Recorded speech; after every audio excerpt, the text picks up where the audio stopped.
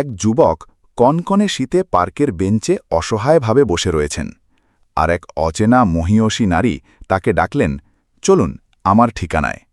পরবর্তীতে কি ঘটল সেটা শুনলে আপনারাও অত্যন্ত আবেগপ্রবণ হয়ে পড়বেন।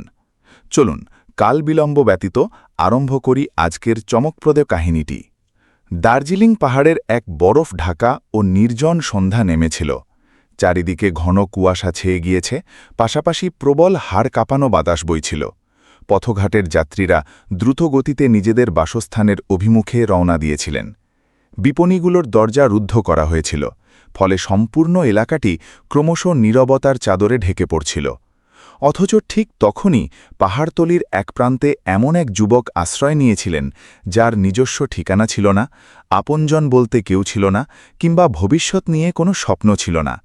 তার নাম সমীর। কেবল ২৫ বৎসর বয়ক্রমেই তিনি এতখানি যন্ত্রণার সম্মুখীন হয়েছেন, যা সাধারণ মানুষ সমগ্র আয়ুষ্কালেও উপলব্ধি করেন না। তার চোখ জলে ভাসছিল, তবে কান্নার সেই ধারায় সামান্যতম জোরও অবশিষ্ট ছিল না। মনে হচ্ছিল নিয়তি তাকে পদে পদে চরম বঞ্চনাই উপহার দিয়েছে। পার্কের প্রান্তে অবস্থান করে সমীর কাঁপছিলেন। তুষারের কণা তার গায়ে জমা হচ্ছিল, তথাপি সেসব তাকে বিন্দুমাত্র বিচলিত করছিল না। সম্ভবত অন্তরের যন্ত্রণা বাইরের শৈত্যের চাইতেও বহুগুণ ভয়ঙ্কর রূপ নিয়েছিল। তিনি সম্পূর্ণ অজ্ঞ ছিলেন ভবিষ্যতের ব্যাপারে।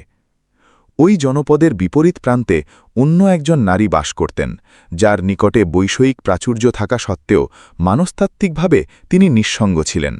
তার নাম ঈশা সেনগুপ্ত, একজন স্বনামধন্য লেখিকা, বিপুল সম্পত্তির অধিকারিণী, প্রকাশনী সংস্থার মালকিন, একটি সুবিশাল অট্টালিকার কর্ণধার। তথাপি এত সব ঐশ্বর্য বর্তমান থাকলেও তার অন্তরাত্মায় এক অজানা রিক্ততা বিরাজ করত। সেই সন্ধ্যায় ঈশা নিজের মূল্যবান সাদা সেডান হাঁকিয়ে বাসভবনে প্রত্যাবর্তন করছিলেন। তার লেশমাত্র অনুমান ছিল না যে মুহূর্ত কয়েকের মাঝেই তার মোলাকাত হতে চলেছে এমন এক যুবকের সাথে, যিনি তার দৃষ্টিভঙ্গিটাই পাল্টে দেবেন। ঠিক তারপরেই ঈশা রাজপথের কিনারায় এমন দৃশ্য অবলোকন করলেন, যার দরুন ব্রেকের উপর পা থেমে গেল। আজকের তুষারপাতও অদ্ভুত এক রূপ ধারণ করেছে, যেন সমগ্র দার্জিলিংকে স্তব্ধ করেই শান্ত হবে। এমনটা ভাবতে ভাবতেই তার দৃষ্টি আচমকা পথের ধারে আটকে গেল। তিনি খেয়াল করলেন পার্কের বেঞ্চিতে একজন অবস্থান করছেন। ঈশা ভ্রুকুচকে পুনরায় তাকালেন। একটু দাঁড়ান, ওখানে বেঞ্চের উপরে কে বসে রয়েছেন এরকম ঠান্ডায়? তিনি মোটর গাড়িটা সামান্য সামনে নিয়ে গেলেন। এবার তিনি স্পষ্ট বুঝলেন একজন যুবক আদ্যপান্ত শীতে কাঁপছেন, নিঃসঙ্গভাবে গুটিসুটি মেরেছেন। ঈশার হৃদয়ে অকস্মাৎ তীব্র এক চাঞ্চল্য সৃষ্টি হল। তিনি অবিলম্বে বাহনটি রাস্তার একপাশে দাঁড় করালেন। তুষারপাতের পরোয়া না করেই দরজা খুলে বেরোলেন, ওভারকোট গায়ে জড়িয়ে সেই ছেলেটির দিকে ধীর পায়ে হাঁটতে শুরু করলেন। তিনি যতই অগ্রসর হচ্ছিলেন ততই বুঝতে পারছিলেন যুবকটির পরিস্থিতি অত্যন্ত শোচনীয়।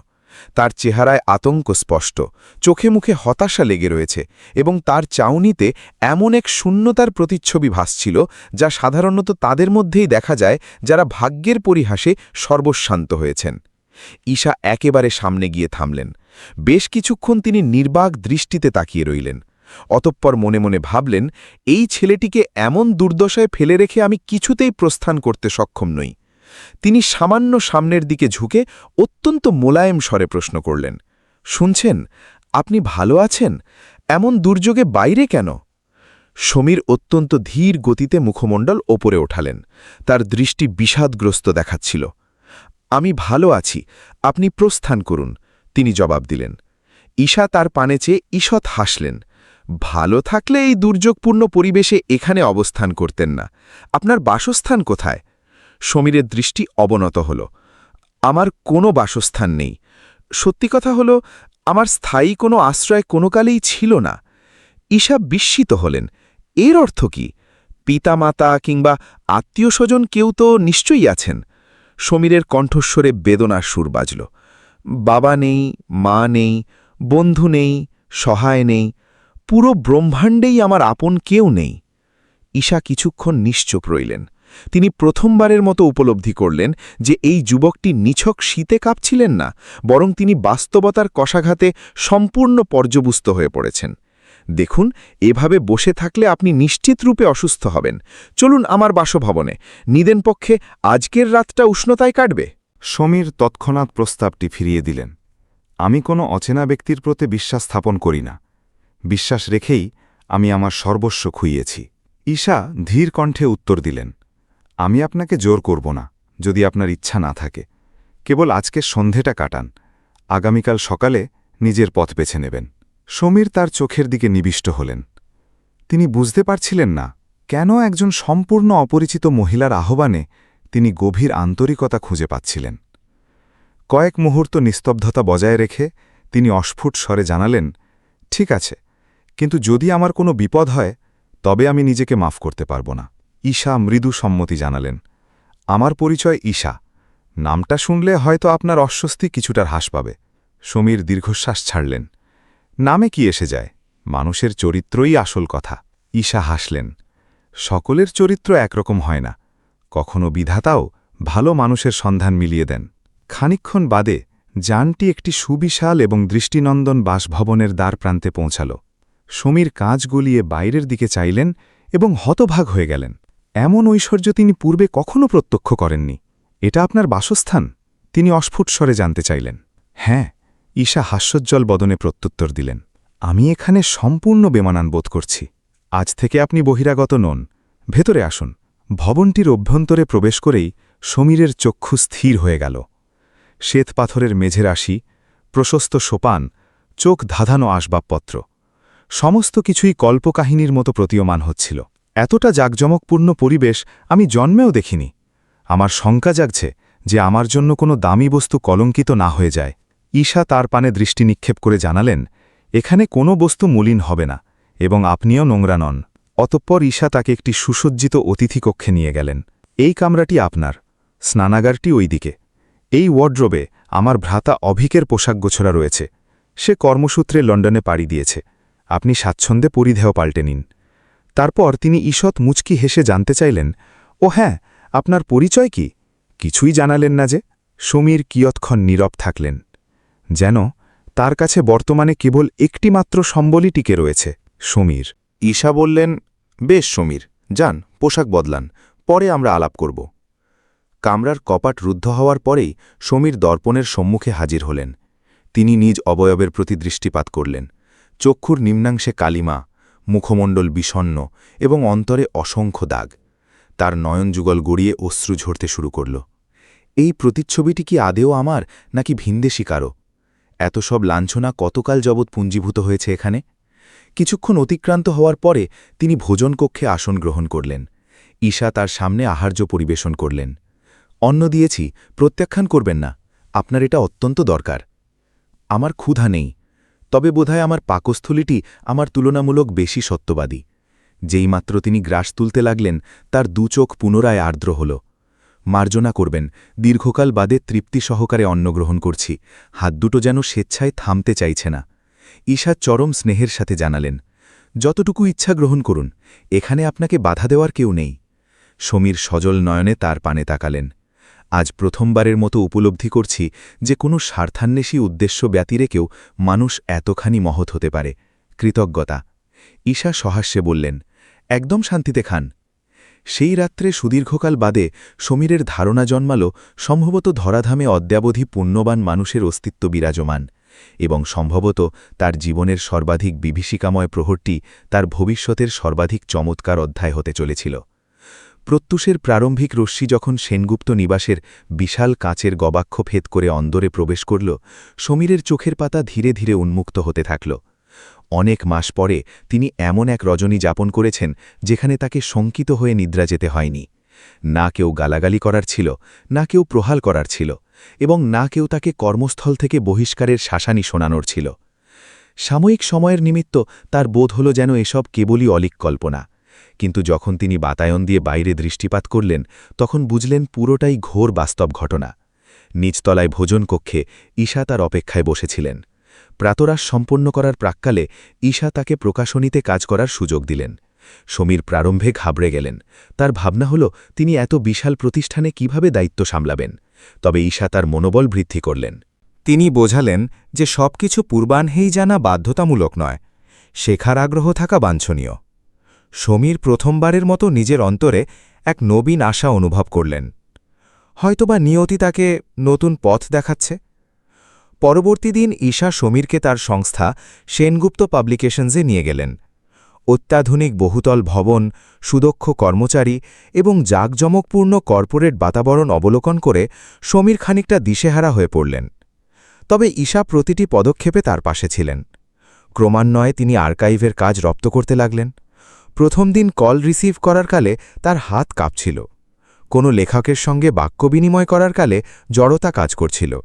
কিন্তু প্রতিটি দিন অতিবাহিত হবার সঙ্গে সঙ্গে তার আত্মবিশ্বাস প্রখর হতে থাকল। যে যুবকটি সপ্তাহখানেক পূর্বে বেঞ্চিতে বসে কাঁদছিলেন, সেই মানুষটি এখন দক্ষ ভঙ্গিমায় ক্লায়েন্টদের সঙ্গে আলোচনা চালাচ্ছিলেন। দফতরের সহকর্মীরাও তার কর্মনিষ্ঠায় দারুণ প্রভাবিত হতে শুরু করলেন। অপরদিকে সেনগুপ্ত নিবাসেও হাওয়া বদলাতে আরম্ভ করেছিল। যে বাসভবন পূর্বে কেবল নীরবতা ও একাকিত্বে পূর্ণ থাকত, বর্তমানে সেখানে প্রাণের স্পন্দন অনুরণিত হতে শুরু করল। প্রভাতে প্রাতরাশের সুবাস ছড়াত, গোধূলিতে রোশনাই জ্বলত এবং ভোজনকক্ষে গল্পগুজব চলত। ঈশাও অনুধাবন করতে পেরেছিলেন যে সমীরের উপস্থিতির কারণে তার জীবনে এক নতুন বসন্তের আগমন ঘটেছে। একদিন তার মাতা সুমিত্রা সেনগুপ্ত এই রূপান্তর খেয়াল করলেন। তিনি ঈশাকে শুধলেন, যুবকটি কে আর কেনই বা এখানে আছে? ঈশা তাকে আদ্যপান্ত বৃত্তান্ত জানালেন। সুমিত্রা দেবী প্রারম্ভে উদ্বেগ প্রকাশ করলেন। তিনি প্রতিবেশীদের সমালোচনা এবং সামাজিক রীতিনীতির তোয়াক্কা করছিলেন। তথাপি যখন তিনি ঈশার দৃষ্টিভঙ্গিতে সততার ঝলক দেখলেন, তখন তিনি কেবল সাবধানে পদক্ষেপ ফেলার উপদেশ দিলেন। কালক্রম এগোতে থাকল এবং সমীরের যাপন ক্রমশ প্রাত্যহিক ছন্দে প্রত্যাবর্তন করতে লাগল।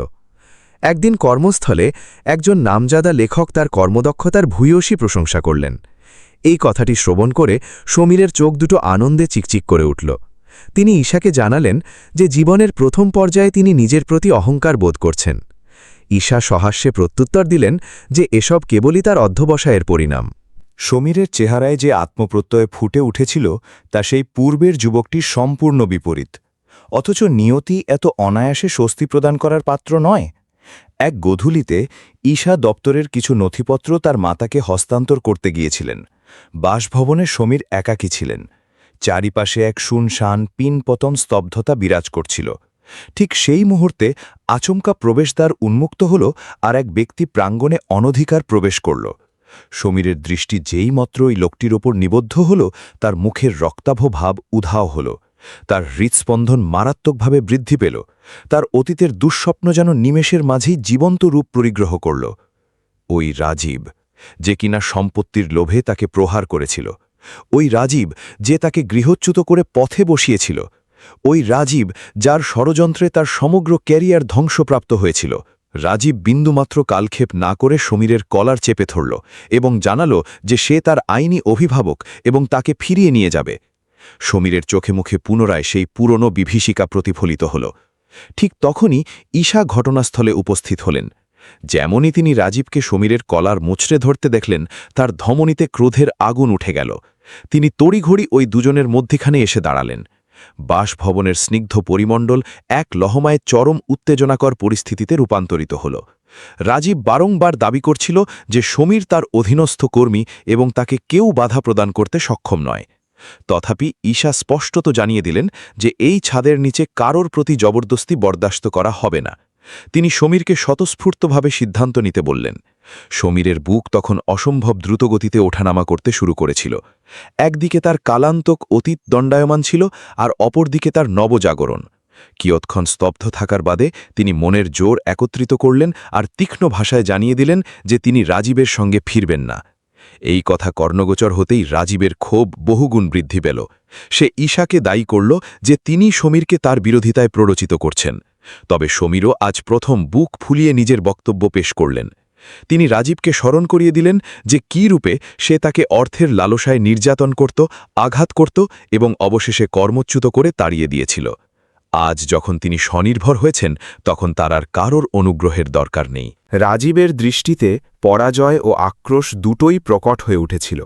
প্রস্থান করার মুহূর্তে সে শাসিয়ে গেল যে সে বিচারালয়ে সকলকে উচিত শিক্ষা দেবে, এবং অতঃপর সে গজগজ করতে করতে প্রাঙ্গণ ত্যাগ করল। কপাট রুদ্ধ হওয়ার পরেই সমীর কান্নায় লুটিয়ে পড়লেন। তার গাল বেয়ে ধারা নামতে লাগল। তার আশঙ্কা হচ্ছিল যে তার অতীত পুনরায় তাকে গ্রাস করতে উদ্যত হয়েছে। তিনি ঈশাকে জানালেন যে রাজীব কোনো কালেও তাকে নিষ্কৃতি দেবে না। কিন্তু ঈশা তার পিঠে আলতো হাত বুলিয়ে অসীম নির্ভরতার সাথে আশ্বস্ত করে কথা বললেন। রাজীব বিদায় নেওয়ার পরেও তার সেই শাসানির অনুরণন সমীরের মস্তিষ্কা থেকে মুচ্ছিল না। বহিরাবরণ থমথমে থাকলেও তার অভ্যন্তরে এক প্রবল ঝড় বইছিল। তার বোধ হচ্ছিল যে দুঃস্বপ্ন থেকে তিনি এত সংগ্রাম করে মুক্তি পেয়েছিলেন তা পুনরায় তার সামনে এসে উদয় হয়েছে। সেই রাত্রে সমীর দুচোখের পাতা এক করতে পারলেন না। তিনি বারংবার সেই ক্ষণটি রোমন্থন করছিলেন যখন রাজীব তার কলার চেপেছিল। তবে এবার একটি বিষয় সম্পূর্ণ ভিন্ন ছিল। এবার তিনি একা লড়ছিলেন না, ঈশা তার ছায়া সঙ্গী হয়েছিলেন। আগামী কয়েক সপ্তাহ ধরে আইনি লড়াইয়ের তোড়জোড় আরম্ভ হল। সমীর তার জীবনের প্রতিটি মর্মান্তিক ঘটনাকে নতুন করে স্মরণ করলেন। প্রতিটি সেই অপমানের দাগ যা তিনি মুছতে চেয়েছিলেন বর্তমানে তার সাক্ষ্য প্রমাণ হিসেবে বিচারপতির টেবিলে পেশ করা হবে। মাঝে মাঝে তার মনে হতো তিনি হয়তো হাল ছেড়ে দেবেন, কিন্তু প্রতিবারই ঈশা তার প্রেরণা যোগাতেন। যখনই তিনি শঙ্কিত বোধ করতেন, ঈশা কেবল একটি বাক্যই বলতেন, আপনি তো অপ্রতিরোধ্য। ক্রমান্বয়ে বিচারালয় হাজিরার দিনক্ষণ সমাগত হল। প্রভাতের লগ্ন ছিল। গগন নির্মল থাকলেও সমীরের চিত্তে দুশ্চিন্তার কালো মেঘ জমেছিল। তিনি সাদা রঙের একটি সাধারণ শার্ট পরিধান করে প্রস্তুত হয়ে নিচে নামলেন। তার মুঠোয় আইনি নথিপত্রের ফাইল ধরা ছিল। তার চোখে মুখে শঙ্কা যেমন ছিল তেমনি প্রত্যাশাও ছিল। ঈশা গাঢ় নীল রঙের ব্লেজার গায়ে চাপিয়ে তার জন্য অপেক্ষারত ছিলেন। তারা দুজনে বাড়তি বাক্যব্যয় না করেই জেলা আদালতের অভিমুখে রওনা দিলেন। বিচারালয়ের চৌকাঠে পা রাখতেই সমীরের হৃৎপিণ্ড আরও জোরে স্পন্দিত হতে শুরু করল। প্রতিটি পদক্ষেপ তাকে তার তিক্ত স্মৃতির পানে টেনে নিয়ে যাচ্ছিল। তবে ঈশা তার গা ঘেঁষে হাঁটছিলেন, যেন নীরবেই বার্তা দিচ্ছিলেন যে পরিস্থিতি যেমনই হোক তিনি তার সঙ্গ ত্যাগ করবেন না। ওয়েটিং লাউঞ্জে দুজনে নিস্তব্ধভাবে আসন গ্রহণ করলেন। ঈশা অত্যন্ত মৃদুস্বরে শুধলেন, আতঙ্কিত বোধ করছেন? সমীর ঈষৎ ঘাড় নাড়লেন, বেশ ভয়। আদালতের বিচার প্রক্রিয়া আরম্ভ হল। বিচারপতির এজলাসে উভয় পক্ষই হাজির ছিলেন। এক প্রান্তে সমীর দণ্ডায়মান, অন্য প্রান্তে রাজীব। রাজীবের চেহারায় তখনও সেই দাম্ভিকতা বজায় ছিল, কিন্তু এইবার সমীরের দৃষ্টিতে পূর্বের ন্যায় কোনো ভীতি ছিল না। আজ তিনি সত্যটা উদ্ঘাটনের নিমিত্ত বদ্ধপরিকর ছিলেন। কাঠগড়ায় ক্রমান্বয়ে যাবতীয় প্রমাণাদি দাখিল করা হল। সমীর বিশদে জানালেন কী উপায়ে চুক্তির নামে তাকে শোষিত করা হয়েছিল, কিভাবে তার শিল্পকর্ম চুরি করা হয়েছে, কিভাবে তাকে পারিশ্রমিক থেকে বঞ্চিত করা হয়েছে, কিভাবে তাকে নিঃস্ব করে রাস্তায় ঠেলে দেওয়া হয়েছে। গোটা কক্ষ জুড়ে পিনপতন স্তব্ধতা নেমে এল। মাননীয় বিচারপতি গভীর মনোযোগ সহকারে সমস্তটা শ্রবণ করছিলেন। মাঝে মাঝে সমীরের কণ্ঠস্বর বুঝে আসত, কখনো দুচোখ ভিজে উঠত। তথাপি আজ তিনি পিছু হটলেন না। তিনি তার সম্পূর্ণ সংগ্রাম সমাজের সম্মুখে তুলে ধরলেন। সত্য অবশেষে প্রতিষ্ঠিত হল। কয়েক ঘণ্টার দীর্ঘ সওয়ালের শেষে সেই মাহেন্দ্রক্ষণটি সমাগত হল যার নিমিত্ত সমীর প্রতীক্ষারত ছিলেন। বিচারপতি রায়দান করতে উদ্যত হলেন। সমগ্র এজলাস থমথমে আকার ধারণ করল। সমীরের নিঃশ্বাস প্রায় অবরুদ্ধ হয়ে এসেছিল। ঈশাও তীক্ষ্ণ দৃষ্টিতে বিচারপতির পানে তাকিয়েছিলেন।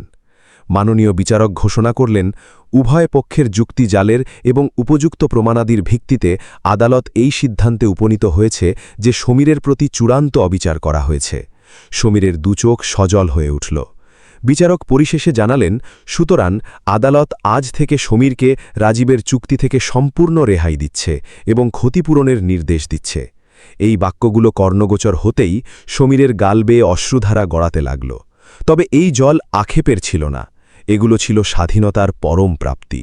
অবশেষে সুবিচার মিলল। আদালত চত্বরের বাইরে পা রেখেই তিনি স্বস্তির নিঃশ্বাস ফেললেন। তার মনে হল যেন এক যুগ বাদে তিনি প্রকৃত অর্থে বুক ভরে অক্সিজেন নিচ্ছেন। ঈশা তার সান্নিধ্যে এসে সহাস্যে জানালেন, অভিনন্দন আপনাকে, এখন আপনি সম্পূর্ণ মুক্ত। আজ থেকে কেউ আপনাকে কৃতদাস মানাবে না। এখন আপনার অস্তিত্ব একান্তই আপনার। সমীর বাষ্পরুদ্ধ দৃষ্টিতে তার পানে চাইলেন। হ্যাঁ, আজ আমি প্রকৃতপক্ষেই শৃঙ্খলমুক্ত। জীবনের প্রথম পর্যায়ে বাঁচতে এতটা স্বাচ্ছন্দ্য বোধ হচ্ছে। কিয়দংশ সময় দুজনেই বাক্যহীন হয়ে রইলেন। অতঃপর সমীর অত্যন্ত অনুচ্চ স্বরে বললেন, তথাপি একটি নতুন চুক্তিতে জড়াতে ইচ্ছুক। ঈশা হতচকিত হয়ে তার দিকে দৃষ্টি নিক্ষেপ করলেন। এবার সম্পূর্ণ স্বেচ্ছায়, কোনো প্রকার শঙ্কা ব্যতীত। ঈশার হৃৎপিণ্ড প্রবল বেগে স্পন্দিত হতে শুরু করল। কার সঙ্গে? সমীরের দৃষ্টি তার চোখের মণি স্পর্শ করল। ঠিক আপনার সঙ্গেই। ঈশা সাময়িক মুহূর্তের নিমিত্ত একেবারে স্তব্ধ হয়ে গেলেন, যেন তিনি এই দৃশ্যপটের কল্পনা বহুকাল ধরে করেছেন, অথচ বাস্তবায়ন হবে ভাবেননি। সমীর হাসলেন। যদি আপনার সম্মতি মেলে, যদি আপনি সত্যিই আমাকে সাথী করতে রাজি থাকেন। ঈশার চোখ সজল হল। আমার তো কেবল এটাই কাম্য ছিল চিরকাল। উভয়েই পরস্পরের চোখের দিকে চেয়ে হাসিতে মেতে উঠলেন। ঠিক ওই লগ্নেই আচমকা ঝিরঝিরে তুষারপাত আরম্ভ হল। দুজনেই ঊর্ধ্ব গগনের পানে চাইলেন। সমীরের দৃষ্টিতে এক অনাবিল জ্যোতি ভাস্বর হচ্ছিল। খেয়াল করুন, তুষারপাত পুনরায় আরম্ভ হয়েছে, ঠিক যেমনটা সেই সন্ধ্যায় ঘটেছিল যেদিন সবটা পাল্টে গিয়েছিল। ঈশা হাসলেন। হ্যাঁ, ওই সন্ধ্যায় আপনি পার্কের বেঞ্চিতে ছিলেন, বিধ্বস্ত, আতঙ্কগ্রস্ত, নিজের অন্তরেও পরাজিত এক সত্তা। সমীর তার বাক্য সম্পূর্ণ করলেন। অথচ আজ আমি স্বাধীন বিহঙ্গ। ঈশা বললেন, আজ আপনি আপনার ভাগ্যের নিয়ন্ত্রক, আপনার ক্যানভাসের জাদুকর। সমীরের নয়ন পুনরায় আর্দ্র হল, তবে এবারের আর্দ্রতা ছিল পরম প্রাপ্তির। তিনি ঈশার হাত মুঠোয় নিলেন। আপনি একাকিত্বের যন্ত্রণায় দগ্ধ হচ্ছিলেন, নীরবে সমস্ত আক্ষেপ বুকে ধারণ করে। আর আজ আমি এমন একজন সঙ্গিনী পেলাম, যার উপস্থিতিতে পর্বতসম বাধাও তুচ্ছ ঠেকে, সব বিপদ ক্ষুদ্র হয়। তারা দুজনেই মৃদু তুষারপাতের মাঝে দণ্ডায়মান রইলেন। মনে হচ্ছিল কালচক্র সাময়িক মুহূর্তের নিমিত্ত স্থবির হয়ে পড়েছে। বেশ কিছু ক্ষেত্রে মানুষের সর্বাধিক প্রতিকূল প্রহরগুলোই সর্বাধিক অভাবনীয় আশীর্বাদ হিসেবে আবির্ভূত হয়। কেবল দরকার পড়ে এমন একজন ত্রাতাকে, যিনি আপনাকে সেই মুহূর্তে আগলে রাখবেন যখন সমগ্র জগৎ আপনার দিক থেকে মুখ ঘুরিয়ে নেবে। আর সম্ভবত এটাকেই প্রেম আখ্যা দেওয়া হয়। এমন এক ভালোবাসা যা আত্মবিশ্বাস যোগায়, যা পরাস্ত হতে দেয় না, যা ঘোর অমানিসার শেষে আলোকবর্তিকা রূপে ধরা দেয়। আর ঠিক ওই দিন জেলা আদালতের প্রাঙ্গণে ঝিরঝিরে তুষারপাতের মাঝে দুটি ক্ষতবিক্ষত মন তাদের প্রকৃত ঠিকানা খুঁজে পেয়েছিল। দর্শকরা, যদি আপনাদের এই কাহিনীটি মনোগ্রাহী লেগে থাকে, তবে দৃশ্যটিকে পছন্দ করুন, বন্ধুদের মাঝে ছড়িয়ে দিন এবং উচ্ছ্বাস প্রকাশ করতে ভুলবেন না। চ্যানেল তাসরিফ বয়কে সাবস্ক্রাইব করুন। দেখা হবে পরবর্তী কোনো দুর্দান্ত পর্বের সাথে। বিদায়।